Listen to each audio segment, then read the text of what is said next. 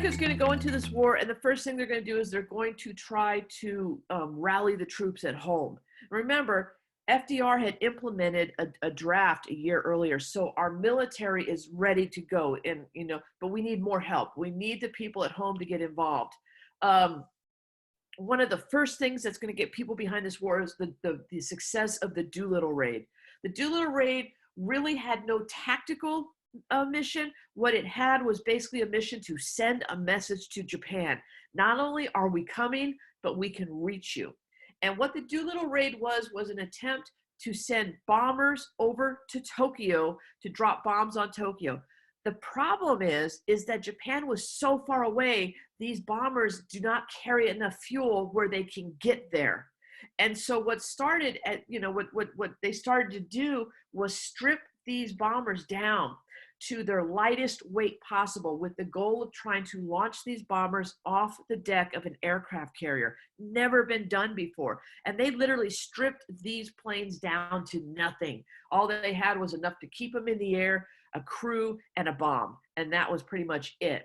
The Doolittle Raid, they're going to launch from aircraft carriers. They're going to fly to Japan with just enough fuel to get to Japan. They're going to drop their load, the bombs, and then most of these planes are going to be ditched in China.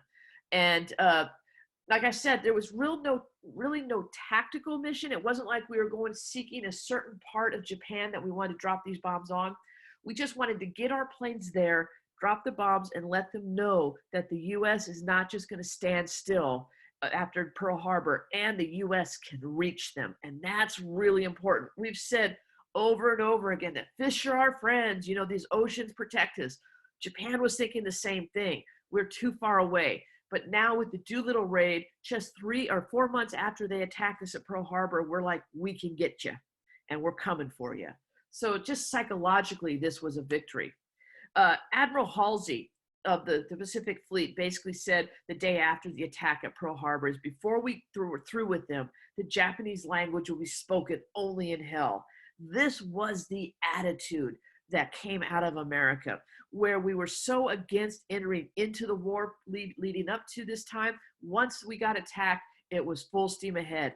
And the government started churning out the machines to get Americans behind this, and all Americans. That's the propaganda engines they're going to be starting up.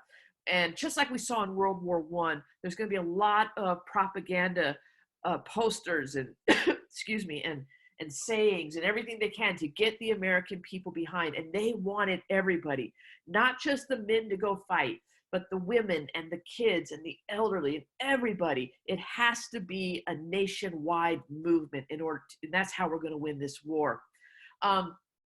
What we're going to see is you're going to see the demand for labor right away. Factories are going to be kicking it back into gear, making war munitions and stuff like that. And that demand for labor is going to pull us out of the Great Depression. The government needed to raise funds, so they're going to start selling war bonds again. Nothing new here. We've always, relied on war bonds up to this point. And there was a lot of success in selling these bonds, and what that drew or led to was a lot of volunteerism throughout our country, people volunteering in all different capacities just to help the war effort. Families, once again, were asked to plant victory gardens, just like we saw in World War I. Same ideas. So that propaganda machine that you see in World War II is very similar to what we saw in World War I. It worked then, it's going to work now. You also had the Office of Price Administration. Regardless of the time period, regardless of the attitude, you're always going to have people try to take advantage of situations. And what the Office of Price Administration did was it basically set laws. The government set price ceilings, meaning you cannot charge more than this amount for these specific goods. That's going to prevent, shysters from coming around and just jacking up the price of sugar or eggs or toilet paper, because they can. The Office of Price Administration is going to stop that and will hold those accountable who try that criminally, okay? Rationing is going to be a big part of World War II. Now, Rationing was, a lot of times, when we have a shortage or something, you'll go into stores and they'll say you can only buy 2 of these, or even when like stuff's on sale or something like that, they have a great price on something and they'll limit you to the amount of items that you can buy. Well, it's kind of similar to that with rationing in World War II, but much more extreme. Americans were told how much of everything they could buy in a specific time period. And you'd be given a ration book, kind of like you see here, which would basically, it kind of almost like a coupon book where inside there's going to be little coupons that you're going to tear off. And that's what you're going to pay cash and your ration coupon in order to get these goods. If you don't have that little coupon, you cannot buy it. And if you look at this one here, if you look at some of the wording on the instructions, these are non-transferable. It's not like I can, say I'm a vegetarian, so I'm not going to need my meat ration. So I'm just going to give it to my neighbor. You're a vegetarian, you're not going to get a meat ration because you have to turn these books back in every single month. And it has to be your name on the book when you buy it. So you can't just like tear out the coupon and give it to someone else. So the government was very strict about how they rationed these goods. The Office of War Information, very similar to what we saw during World War I, is basically their job was to package the war message and get that information to the American people. Now, they're also in charge of getting out the pro-Allied and the anti-Axis propaganda. And they're going to use that propaganda to get citizens to volunteer, get citizens to buy war bonds, to contribute to the war effort. They're also going to use it to encourage Americans to keep their mouth shut. Families were told, don't ever, if you know where your family member is stationed, don't talk about it. Don't get that information out there because there's spies amongst us and they might tell it and it might get back to Germany or Japan and stuff like that. So that was what the Office of War Information is going to do during World War II. Now, women played a huge role in this war. Obviously, here's the quintessential iconic image of Rosie the Riveter. Women were expected to go and fill the jobs that men left behind as they went off to fight in the war. So they're working in the factories and the lumber yards and all these other places. And unlike World War I, where they did work in the factories, this is going to be for a much longer period of time. We're at war for 44 months, and women are going to be doing the lion's share of the work during that time here on the home front. Interestingly, also during this time, we see a new group of people working, because as women are moving to the factories for these better paying jobs, they're leaving their jobs as waitresses, as, part-time help in general stores or other, part-time jobs and stuff. And those jobs still need to be done. And the one group that steps up to fill those jobs is going to be teenagers. And we're going to see teenagers starting to work part-time. Now, this is going to be different than what we saw with child labor in the Progressive era. These kids aren't working to help support their family, and they're not working under conditions where they're not going to school and stuff like that. They're actually just taking part-time jobs similar to what you guys do today. And now they have this disposable income. And what are they going to do with their money? As a result of World War II and this shifting of workforces during the time period, teenagers are going to become a consumer group that you're going to see a lot of businesses start marketing to. And it's during this time period that goods like comic books or music records. I don't know if you know what a record is now. You just download stuff today, but you used to have these vinyl records, I guess, are making a comeback, but that's what, they used to sell to teenagers. And so when we go into the 50s and you see the rise of rock and roll, teenagers are going to be the primary market that businesses are going to direct all of their attention towards, because they're working part-time, they have disposable income. And so it's like a whole new class of economic people that we can now serve. Just a little side note there. Executive Order 8802. This is FDR is going to pass this with the idea that he's going to start desegregating the defense forces, all those companies that contract to do work for the federal government. And now keep in mind that the military is still segregated. But what FDR is going to do is, because we have a depleted workforce, he is going to take away the the segregation part, or the, he's going to make it illegal for you to prevent someone from being hired based on their race. Now, this is just tied to all those companies who have defense contracts and are working for the government, but it is a step towards desegregation in our country. Langston Hughes, who we got to know during the 1920s, during the Harlem Renaissance, is going to write this poem here. Looky here, America, what you done. Let things drift until the riots come. Yet you say we're fighting for democracy. Then why don't democracy include me? I ask you this question because I want to know how long I got to fight both Hitler and Jim Crow. We were making movements, we were making strides towards a growth in civil rights in our country. But like I said, we were still segregated. We still had a division in our country. And what this is going to lead to is what's known as the WWII program. African Americans were not hesitant at all to fight in World War II. They saw that as their American duty. And we're going to have a lot of African Americans who are drafted as well as volunteer to fight in the war. However, they said we have two wars that we're fighting. The first one we're going to try to win is the one abroad, the one against Hitler.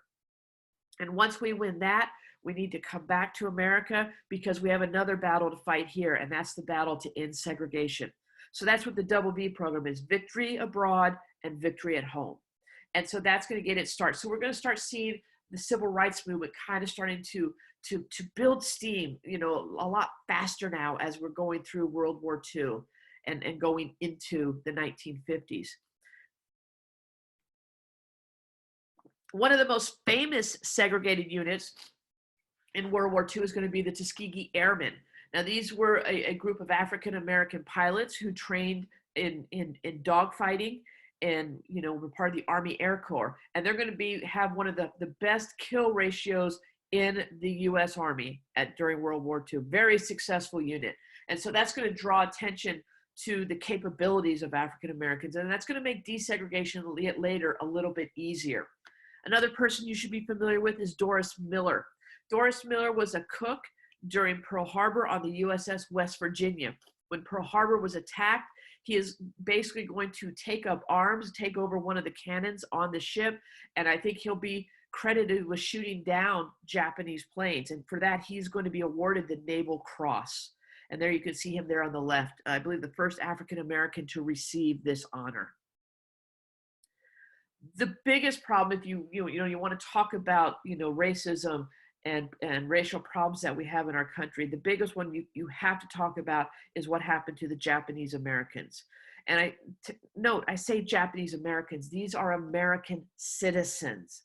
And due to this fear that they're going to be spying on American troop movements and stuff like that, FDR is going to issue Executive Order 9066.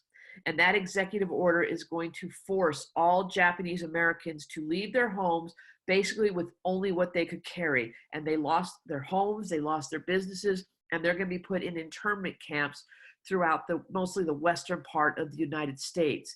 And some of these camps, look, if you look at this one here, this is in San Bruno, California. This was horse stalls that they converted to, occupation centers or like mini apartments for these Japanese Americans. Other Japanese Americans, when they got off the train, there would just be a big empty field and they would have to build their own dormitories and stuff like that. And this is what we're going to do to American citizens. Now, Fred Korematsu is going to challenge this. He's going to say the United States did not have the constitutional authority to do this. Yet the U.S. Supreme Court is going to come back in a 6-3 decision and say, no, the internment of Japanese Americans did not violate their rights because in times of war, the federal government has the authority to basically withdraw rights, Americans' rights, in order to protect national security. Hugo Black is going to be the man who writes the opinion of the court. You know, whenever the Supreme Court makes a decision, one of the justices writes the supporting opinion, one writes the dissenting opinion. Hugo Black was a former Klan member, and he is actually going to write the supporting opinion for the court in Korematsu versus the United States. It takes some time, but America finally does try to get it right. And in 1988, Ronald Reagan, President of the United States, is going to sign the Civil Liberties Act. And what this does is it actually paid reparations to Japanese Americans for the damages that they ensued through Executive Order 9066. I think all Japanese Americans at the time who were affected by it got paid a cash settlement of like $20,000. Not nearly enough to make up for all they gave up, but you know, it's something, I guess, and it's better than nothing. So that was 1988. All right, let's talk about the war now. We've done a lot of talking and we haven't even talked about the war in Europe. Going into the war, the first thing that had to happen is we had to get the three leaders, the big three, together and figure out what the goal was. And at the Tehran Conference, you see Stalin there on the left, FDR in the middle, and Winston Churchill on the right. It's going to be decided, and FDR is going to agree, that the focus of the Allies should be defeating Germany first. And, you know, basically what FDR said was, he, along with Churchill, told Stalin that they would attack Germany from the west, basically helping to divide the German troops to an eastern and western front. And England and the United States would take the western front, and the Soviets would stay on the eastern front. Now, the idea was, if we focus on Europe first, and once we defeat Hitler, then the idea was the Allies could then come and help America defeat Japan. And so that was our hope at the time. George Blood and Guts Patton, is going to run Operation Torch, which is going to lead to the U.S. entry into the European theater. We are going to attack first through North Africa, make that jump across the sea there, and make our way into Italy, and then we'll take our troops up through Italy into Europe. And Patton was very successful, and it, you know, takes time, but we're going to make our way through Italy to where we're going into Europe at this point. But the biggest operation, the biggest, most successful operation, is going to be the operation to end the occupation of France. And that's going to be start on June 6, 1944, known as D-Day. That's another date you might want to know as well. D-Day, also known as Operation Overlord, was the plan to liberate France from the German hold. There's Dwight Eisenhower, the commander of the troops of D-Day, speaking to the troops the night before the attack is going to begin. When we look at this attack, we, along with the English and Canadian forces, are going to attack 5 different beaches in Normandy, in France. Now, we had the element of surprise because the Germans never expected us to attack in this area. They thought we'd come through Calais, which was a much easier land formation that would be easier to cross. But if you look at this picture, you can see these mountains and rolling hills that go right up to the beach. Well, right along the top edge of those hills are German fortifications. And so they have the advantage of being able to shoot down onto the beach. And so that's going to make it tougher for the US to advance and to get beyond them. But we did have the element of surprise. A few pictures, we used an air assault where troops parachuted in. They came in through ships and troop carriers. This is the view as they're getting off the ship, and you can see they have to wade through the waters to get up to the beach. And I mean, bullets and bombs are going off all around them. This was just not a camping trip. We're not just waiting onto the shore to build our tents. They're under fire from the moment they drop off. They drop that door on the vessel, the troop movement there.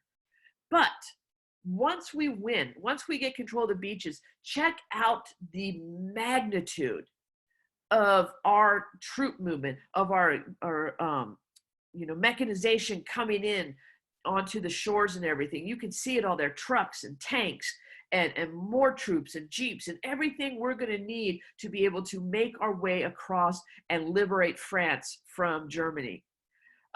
You can still go to Normandy today. There's graves that are set up for all the men who died. I've heard, I haven't been there for myself, but I've heard that local villagers still keep up these grave sites, still keep it looking good and everything, and to honor the men who liberated France from Germany. The last major battle that I want to talk about in the war in Europe is going to be the Battle of the Bulge. Now, the Allies honestly were caught off guard by this. We had liberated France. Now we're moving towards Germany, and Hitler is going to make his final offensive push against the Allies on the Western Front. And what we're going to see is some of the fiercest fighting that hasn't occurred yet. I mean, it's going to happen here. I mean, like 10,000 men are going to be killed, I believe, for the Americans. And it's all going to happen, I don't know if you can see my cursor, but kind of right in this area, right in here is where it's going to happen. It's called the Battle of the Bulge because if you drew a line of the battle line, it's going to keep bulging out and then bulging back as the Allies push back, and then bulging out as the Germans advance, and then the Allies are going to push them back. Eventually, the Allies will push them completely back and start making their way towards Berlin. But this one was a bad one. And what made it even worse was the fact that it was being fought in winter in the Ardennes forest, which is a very dense foliage, a lot of trees. It's cold, it's wet. Just some other pictures I have here, you get an idea of what the conditions were like fighting this battle. And it was a tank battle. It was, you didn't see a lot of troop movements, but it was mostly tanks that were battling in this. You can see some cannons there, some anti-aircraft guns, stuff like that. So getting some chow. I can't imagine how good it could be. Doesn't look like it's heated, so All right. So that's the Battle of the Bulge. As we're drawing near to the war in Europe, it's apparent they're going to win. You're going to see the big three, Churchill, FDR, and Stalin, come together and meet at Yalta. The purpose of the Yalta Conference was to determine what are we going to do with Germany after the war. How are we going to, what's going to happen to Germany? Now, Stalin had very specific goals in mind when he went to Yalta. His goals were to try to gain satellite nations for the Soviet Union. FDR's goal is to try to get Stalin to agree to help us in the Pacific, not just to say, okay, we're done in Europe, you're on your own, United States. And Churchill is looking at Germany. What's going to happen to Germany in all of this? And so these three men are going to negotiate it, and this is kind of when they're going to start discussing the division of Germany into different militarized zones that each one of the Allied powers is going to control. I believe they also divide up Berlin during this time, and a lot of the decisions that are being made right here at Yalta are going to lead to the Cold War, which will encompass the next 40 years of American history. Stalin, like I said, wanted the satellite nations. And what he is going to do is when Germany surrenders, he is going to go into those occupied territories that border the Soviet Union, the Polands, the Czechoslovakia, the Hungary, those places, and he is going to reoccupy them. He is going to go in with his Soviet forces and reoccupy those nations. And he's going to call those his satellite nations. They're going to become part of the Soviet Union. Now, American generals tried to urge FDR to attack Stalin at this time. Can you imagine what would have happened had we, said, okay, the war is over with Germany, but now we're going to war against the Soviet Union to stop them from occupying these countries? The problem is FDR had other things to worry about. Number one, he had another war going on in the Pacific. But number two, look at this picture of FDR. His health is declining rapidly. This is February of 1945. Just roughly 7 weeks later, FDR is going to pass away on April 12th, 1945. And you got to remember, FDR, he was in his fourth term, so he's already been president for over 13 years at this point, or going into his 13th year. So this was shocking and very hard for the American people. We went into a state of mourning for our president. He will be succeeded by Harry Truman. Harry Truman was the vice president at the time. And unfortunately for FDR, he's just a month longer, but he missed victory in Europe. VE Day, May 8th, 1945, VE stands for victory in Europe, and Germany's going to fall. Hitler is actually going to end up killing himself, and allies have occupied all of Germany. And so the war in Europe is over, and the celebrations across the globe start. I think you probably are familiar with this iconic photo from Times Square of the sailor kissing the nurse. And, they've even made a statue of this. And this just encapsulates the absolute joy and excitement of, this victory that we had, that the war in Europe was over. However, we still have another war to fight. And we're also getting news of what was discovered in Germany, in Poland, in Hungary, as the Allied troops moved in, and that's going to be the German death camps, the concentration camps where the Jewish people had been taken. These are camps in which Jews were expected to serve as slave labor, and if you were not able to work, generally that would mean your death at that point. This is Elie Wiesel. He was actually liberated from one of those camps. He is going to write the book The Night, detailing the Holocaust and the events that happened and everything. But this is actually him, on the day that they were liberated. So Germany's final solution with regards to the Jewish people and, others such as gypsies and those they deemed unworthy. Their original plan was to just shoot them all, and what the plan would be to just march these people into pre-dug graves, shoot them, and just bury them over with dirt. However, this proved to be too slow, and that's when Himmler is going to institute this final solution and start building over 1,000 concentration camps throughout Europe. Like I said, the Jews are going to be used as slave labor. Once their usefulness was deemed, gone, they were going to be sent to the gas chambers. We're going to see 6 million Jewish people lose their lives, either through shooting or through the gas chamber. A lot of their bodies were burned. It was, children, adults, it didn't matter.